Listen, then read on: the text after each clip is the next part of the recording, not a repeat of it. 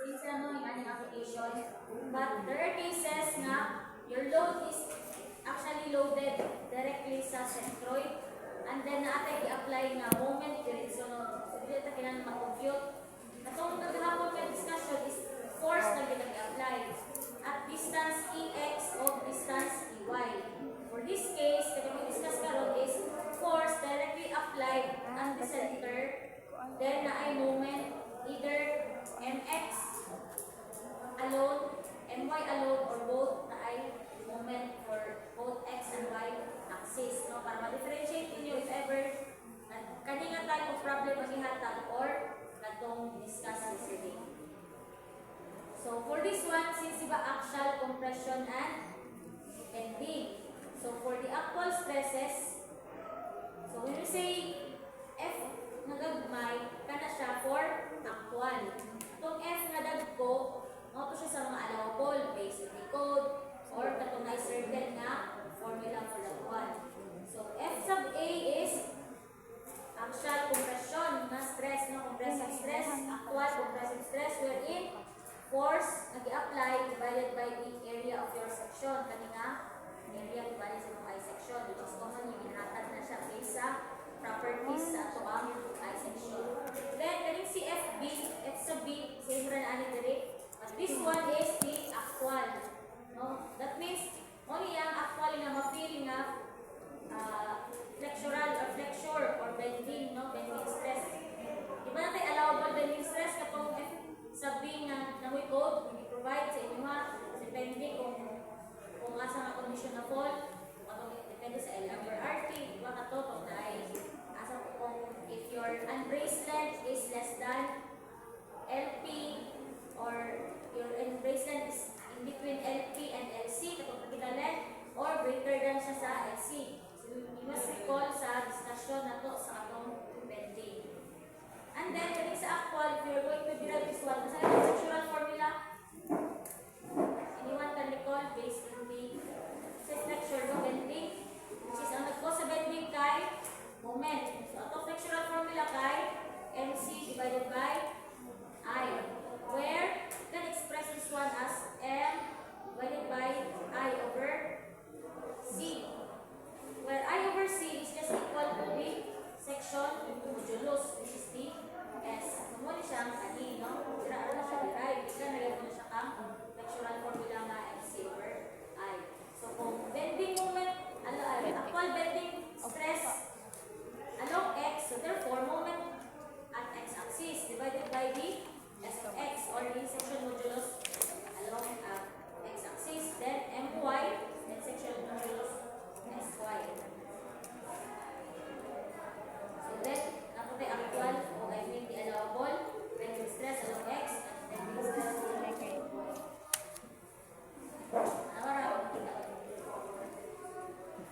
So for this one, kung kanina na CP 2001 for the interaction requirement, hindi na mag-change.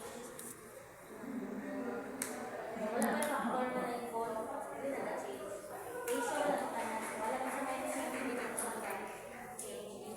For example, for this one, so the first thing you need to know before ka proceed sa atong analysis is ato siyang identify kung the ratio of your actual divided by the capacity na compressive stress kay less than ba siya or greater than 0.15. Usa ta makakalculate ko or ma-identify kung adequate ba siya or dili. So before ta magamit ani. For the first condition is small axial compression lang, which justifies kanino mga condition. Pwede ba na tayo actual divided by the allowable.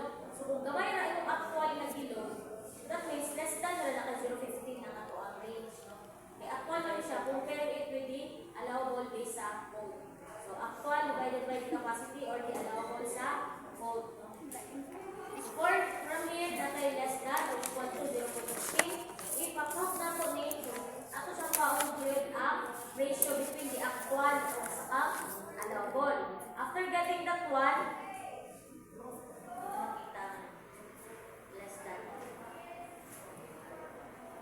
so after na ito na makuha, usap na makakompare whether large ba or small axial compression. So kanita una mag-start ay mag-start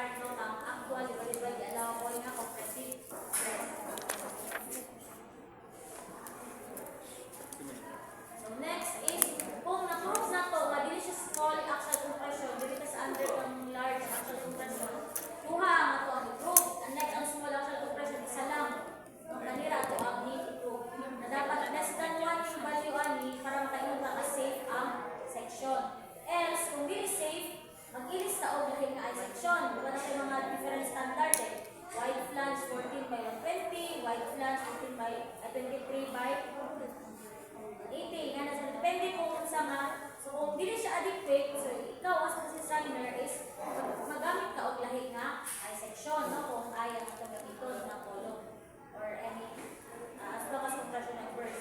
So if dili siya adequate, no, magpili taglain nga section. So this one is one way to check. Then unlike the small, for the large axial compression, duha ato ang consider stability of the strength interaction requirement. So kaduha ta mag-check if ever under ka large axial compression. So for this one, para gapon siya ang compressive stress. Ang kaning duha is para sa bending.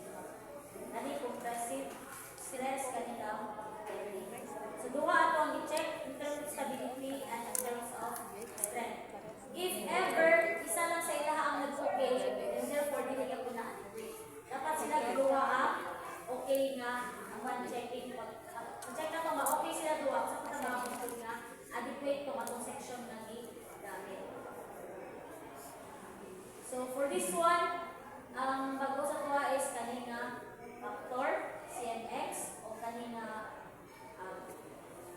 amplification factor, which is D1 minus FA divided by F E sub X. Then kani sila ay tanan F again pag F magabay actual, that means na kay load na actual divided by the actual po na area. Same goes with the kani FDY. Kung load sa may basihan sa bending kani si moment mo to MX divided by SX o FDX. FDY FY divided by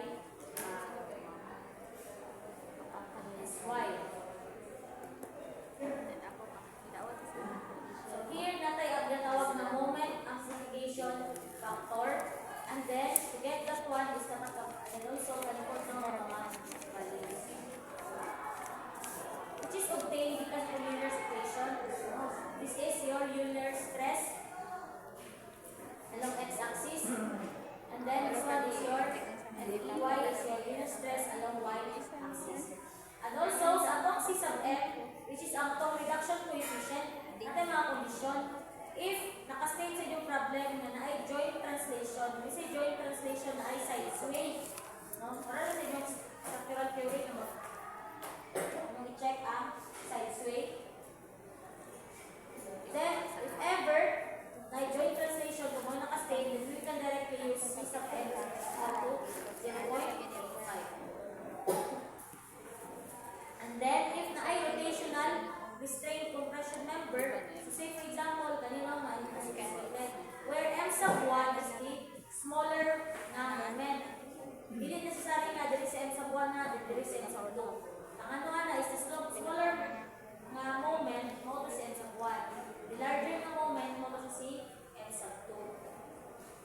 If ever natay moment to i-apply, for example, na kay column, i-apply din siya moment, hindi siya along X, along Y na. Katod yung naagay distance problem na at both ends na ay apply na 4 ay na moment. For example, sa bottom na ay 100 kN na moment. And sa top na ay 90 kN na moment. So, ang smaller value ato 90. So, mo si MY. Else, kung ang iingon dira is ka ng along x-axis, kumod lang sa due to the force applied. Dili ko siya maunga moment ha. Para mo siya sa bending na calculation sa tutong kang MX o kang MY.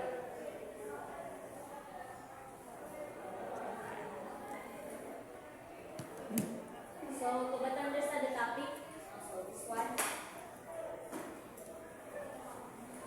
Kanila gagawin niyo ang masinan. By the way, for this interaction requirement, may mga problems wherein dili mo ka-check ang adequacy. But ang hiniwa is pabaliktad. Sa previous ko mga example is natin i-apply na force or moment. Then, ako i-check ang adequacy. For this one, na yung mga ibang problem wherein kanina pa rin yung magamit. Pero, ang approach problem is, ang unknown is ang force or ang moment. So, sa ulo siya. So, di ba si force o si moment makuha kang actual? So, for example, si FA. So, si FA? P divided by A. So, ang unknown is P. We can calculate for P. And then, for this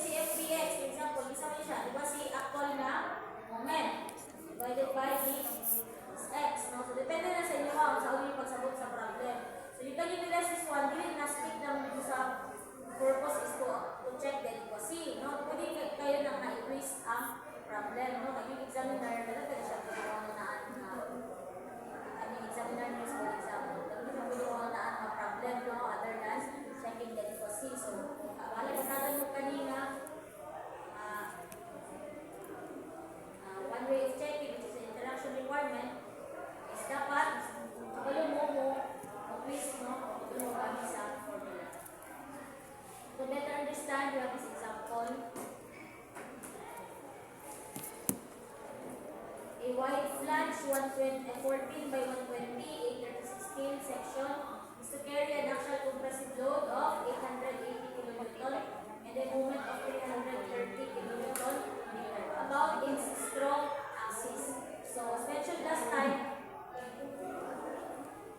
si code, no, is hindi na siya ingon na along x-axis, along y-axis. Ang ingon na niya is the stronger axis, the major, or the minor. Muna nakabutang sa inyong code, di ba? Minor o major axis. So, it is for us to identify kinsa ni si stronger axis, strong axis. So, basically, magitan siya sa kani, no, kang IX, kang IY. O ay whichever nag-contain of larger value in moment of inertia, mo to siya to ang stronger axis. So, obviously, for this case, itong stronger axis kay si IX. Kaya mas na ko siya compared kang IY. So, therefore, kanina itong stronger axis kay si x-axis. No? So, muna ito ang masihan. Ang kanitong moment is applied about its stronger axis. So, therefore, atong moment kay M sub x. Wala na siya nihatag o moment at weaker axis na i-apply. So, therefore, ang itong M x kay 330 kN. So, atong My therefore is equal to 0. Kaya wala kang A state. Atong mga interaction diagram ay requirement. So, wala man tayo moment ito, wala tayo actual na there is 0 na is y. May f to y, pwede may s y na eh. When ang y is 0, wala na siya. So, kailan kanina value. Same goes as x-ray. Therefore, 0. So, ang ato na i-check ay actual unit is kanina compressive. Actual compression, compressive stress, and then bending stress along x-axis. Ano na lang? Check kung dili na small action. If nakadali ng large action, na niya itong ipakita.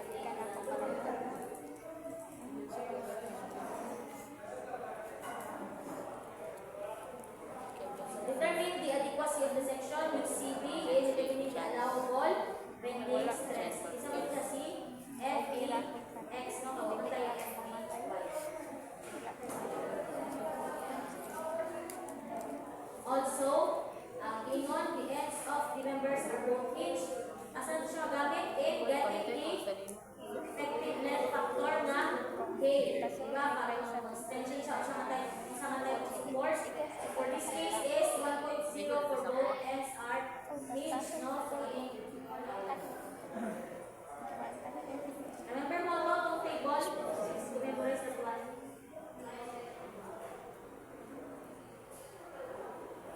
And then the reduction factor is CM, which is equal to 0.85. So it is not directly given always, no? Pero nakastate sa problem na anti-joint translation or sideway.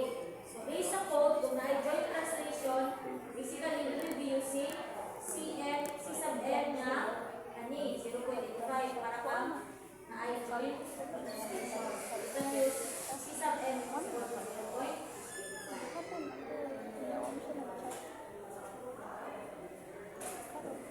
Here, need to calculate for the, kung saan ito pagkabalo ko, small compression, small axial compression ba or large axial compression. Paano na to ang ratio between the actual o the allowable. So, dapat makabalo na sa value ni FA. Okay, kasi ito siya i-compare. Kaning FA nga gamay, F nga gamay, no? F sub A, actual o si allowable. Diba? Base sa code, dila tawag start, dire. No, ano pag-identify niya as na call na condition. If it is less than or equal to or kaning case is greater than. Therefore, ako pag-check, dapat first thing first is to check kung actual, large actual or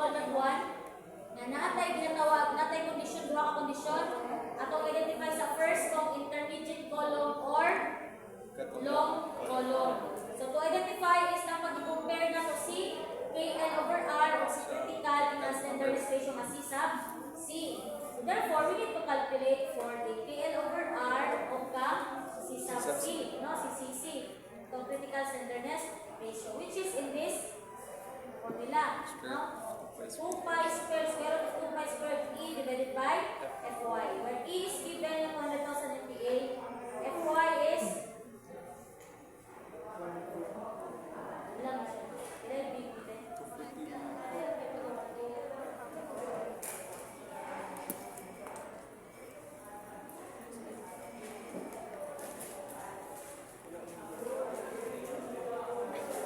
248, no? I-calculate ko din ito. Like given, pero common value is 200,000 for E, Fy is 248. Okay. Dito siya directly given, but it is assumed na dapat pag A3016, kabalo na mudaan, pag A3016, ang atong E is 200,000 MPa, ang atong Fy is 248. So 248 siya, wala lang yung natiwas. Can check that one, is actually 126.16. Pwede nyo magsunod mo o calculate. By the way, pagsunod mo o calculate, eh, para makapractice mo sa inyong solving. Sakto, 248. I mean, ang calculation. Sakto. So, 126.6. So, wala siya itong vertical slenderness ratio.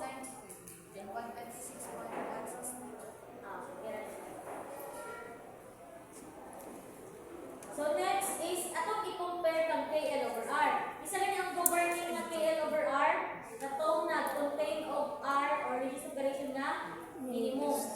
So itong smaller value. So to compare, RY na to is 95. Atong RX is 158. So ang governing KL over R is itong RY ang ito na R minimum. Therefore, kanya ito where K is 1.0 para kay both inch. Ang brace length kay pila to? 6 meters. So therefore, 6,000 mm divided by Ry. So we can obtain the KL over R slenderness ratio nga actual na 63.08. Compare natin siya kay critical na value which is obviously is yung 63.08 is less than kang 126. So therefore, ang condition ng fall ating tanaw sa atong slides. Page 28. Nata kay KL over R less than DCC. So nata kay intermediate nga column. Wherein, ang ato ang formula for the allowable compressive stress is A. No?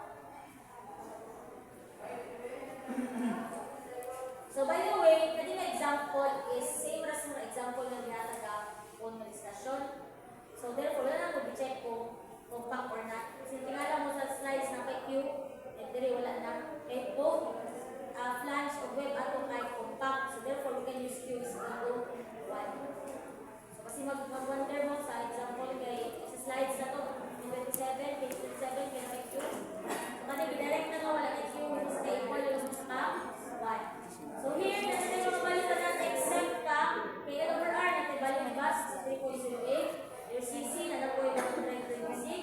Fy is indirectly given pero 48 after na 836. So ang ano na lang kay C?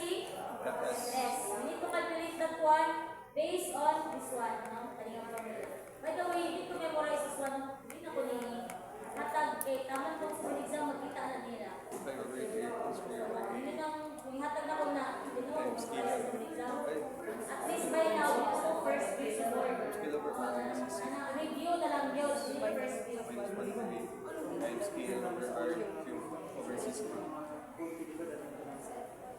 Okay, yung hatag ko sa inyo, kung saan akong hatag ng code sa exam. The rest, inyo ang price code.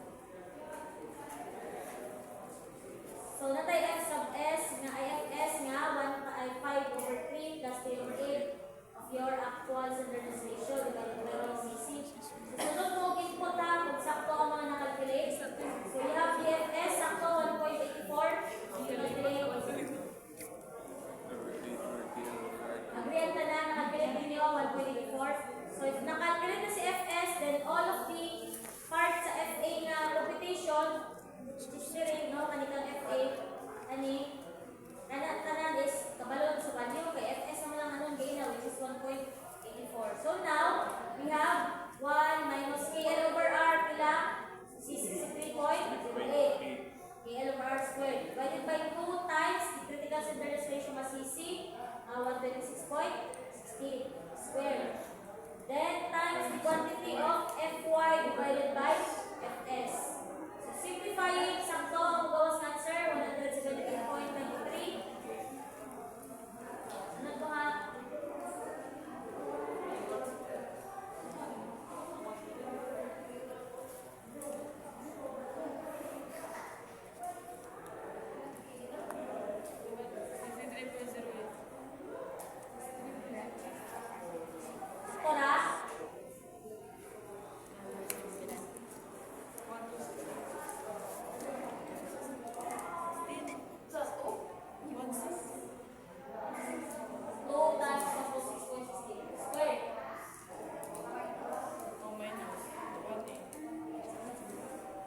Ano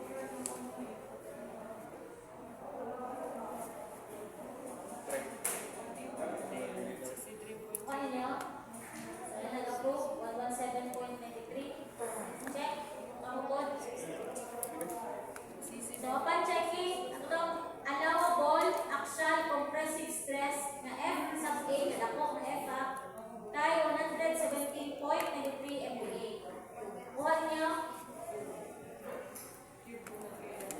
So, therefore, ako sa paon, first, ito, ratio ni F sub A na actual o F sub A na allowable.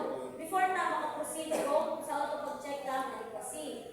Upon checking, your F sub A na actual divided by the allowable is equal to 0.328, which is greater than the 0.15. So consideration, if greater than 0.15 ang itong ratio ni FA na actual divided by the allowable kay consider siya as large and actual compression. So therefore, diri ta sa kaninga compression, no? Kaning diri sa ubos.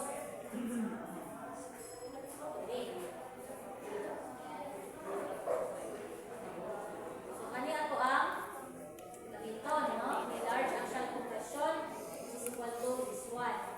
So here, unlike ng small axial, isa ra to i-prove. Kani, ang large axial is duha. Both kang stability o kang strength. Kani duha ako i-prove. No, dapat kaya sila duha kay okay. But, na-lesson na itong burden kay wala man yung value ng 0. Kay wala man tayo MY. So, wala tayo FPY na actual.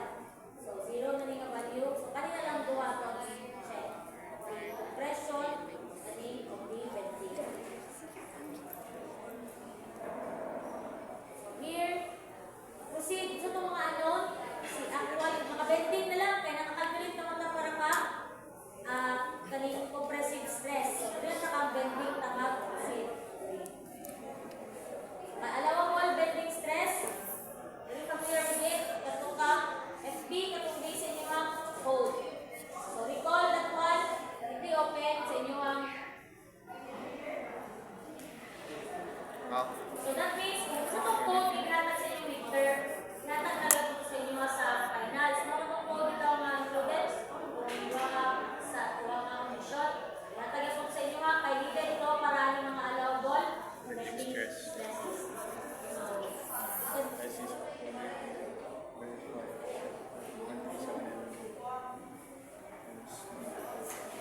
Now, yun yung allowable bending stress na code, which is i-provide sa inyo ang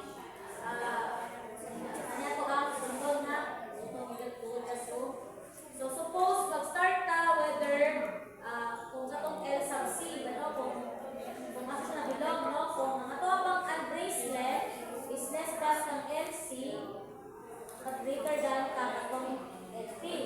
Or si unbracelet ba kay L sub B is less than LP. Ang last is L sub B is greater than LC. So, tulo ka kondisyon, no? Less than sa ani LP, in between sa duha ka value, or greater than sa ka LC. So, kani, so pag-checking, your L sub C, which is in these two formulas, kani, di ba? Kani, then, kani nga value. Whichever is smaller, mo to critical na length.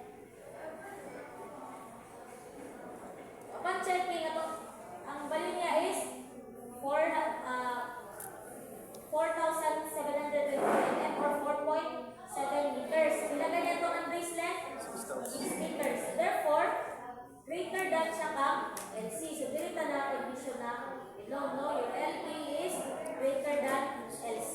So, kung tanaw na ito direct, then now, dito na punta kang L over RT. No? So, si L over RT, wherein itong RT is given directly sa problem. This one. 102.62. So, L over RT, so we will be using L na ang distance na 6,000 divided by RT, so na tayo 58.47. And then, the next one,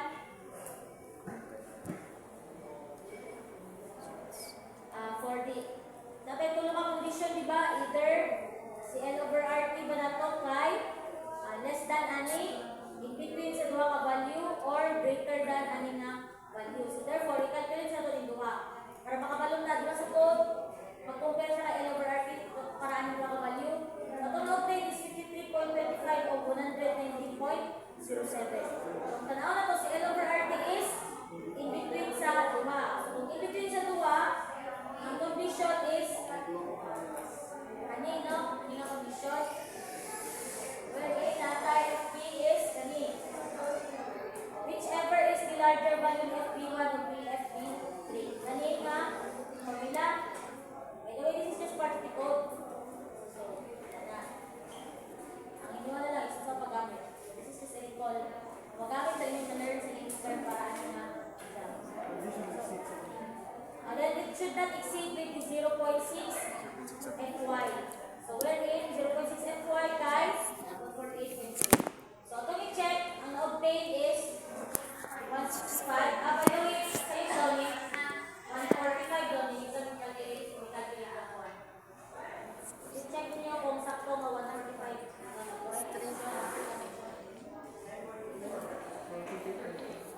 Pero dito yung ma-change guys, whichever is larger, mas duha ang ito ang relate, no? So, ang obtain sa isa is 333, ang isa is 145. Whichever is larger, so therefore kani ang larger value, si 333. Kana siya ang compare kung exceed pa ka 0.6 FY. So obviously, your 333 right exceed ka 0.6 FY. So that means, ang ito, di ba din pwede, it should be less than 0.6 FY. So therefore, kanila ako ang maximum na value magamit. So therefore, we will be using 148.8 as our allowable bending stress. This is along applicable for both X and Y.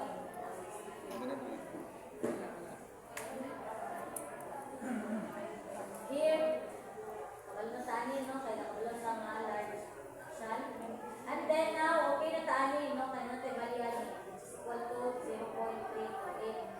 Si CMX, wala pa, no? Pero kani si FPX, by the way, balik sa FPX.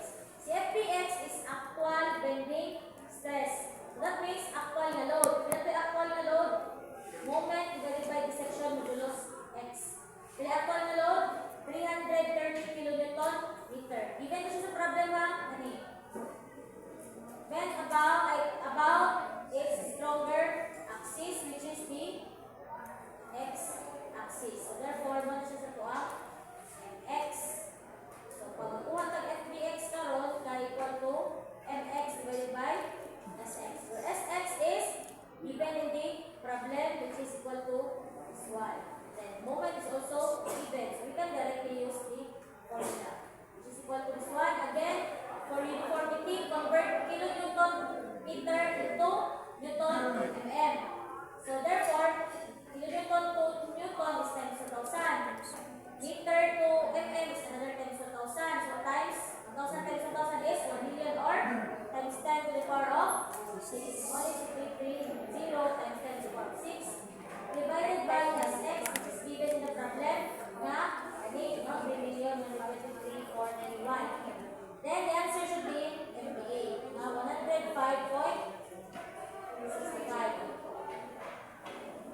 So na tayo FPX, okay na ni. Karon FPX ko nga actual lang kani is M na position mo si 148.8 si allowable.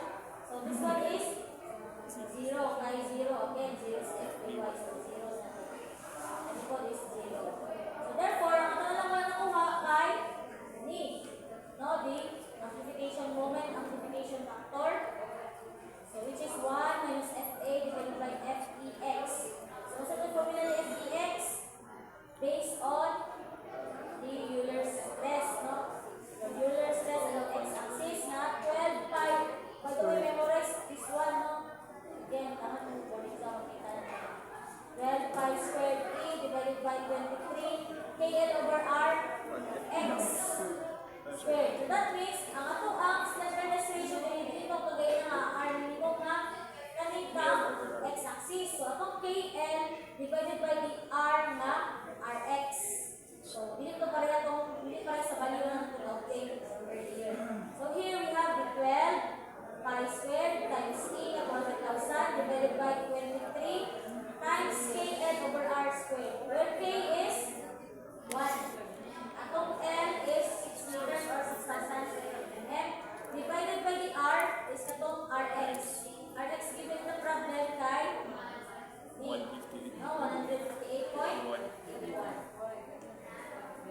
So all in all, ang tayo FEX now 721.5 MPa. So okay na ta tayo, no? Kompleto na sa mga ani kay 0, So FA divided by actual compressive stress divided by the allowable is equal to 0.328. Asa na siya gikan? Kani, di ba kagay na? Ano nga ratio? Okay na tani. And then the CFX is, as given the problem, we will be using 0.85 tungkol sa joint translation. Diba naka-state sa code o sa problem, anti-joint translation or side sway. So therefore, ang reduction factor na CM dito na 0.85. So next is the FBY, FBX. Kung alam mo ay actual gain na. Itong MX divided by SX. All over 1 minus the actual FA, nakalculate na ito din. Kasi FA yung actual, CP divided by A, ito area.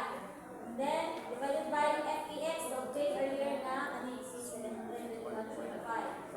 Times the quantity of FBX, na itong nag-over na 148.8 MPa.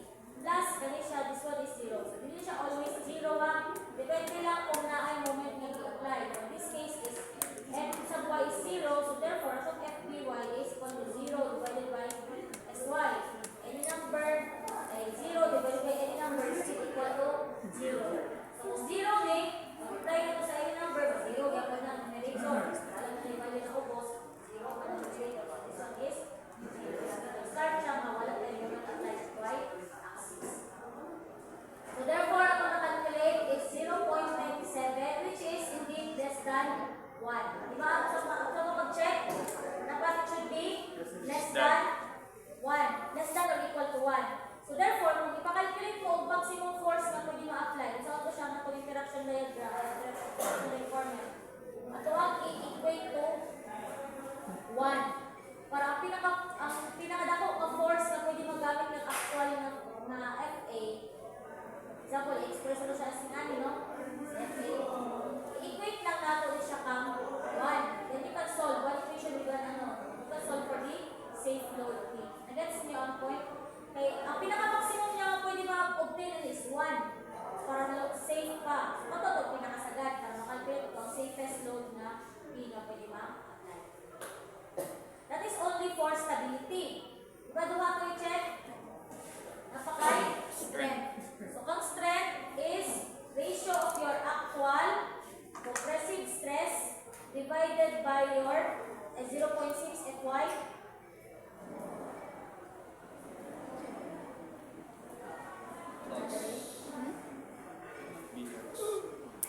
One, ba para? Ay, katong hal. May pal siya na may ballpen. Dito yan yung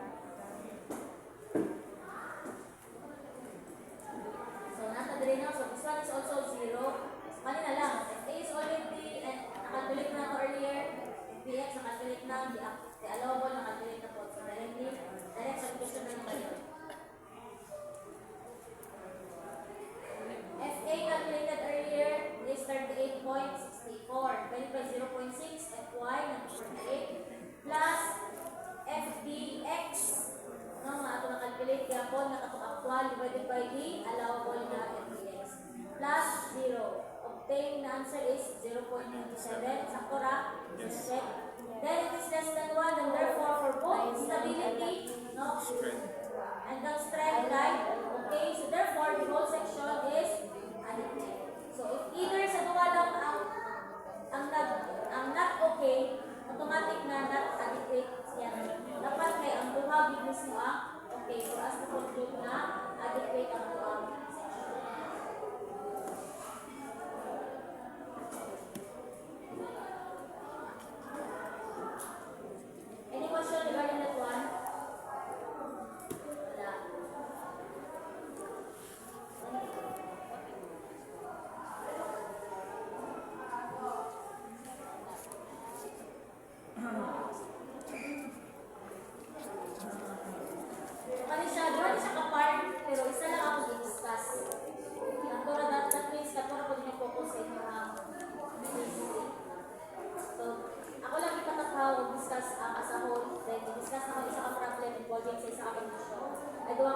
may isa rata i-discuss ka. So, by the way, natin ginatawag sa for a bolted connections, kapag ilang bolt, rivet, kung nakita mo mga steel structures, natin connections. Either ato i-weld or ato ang i-bolt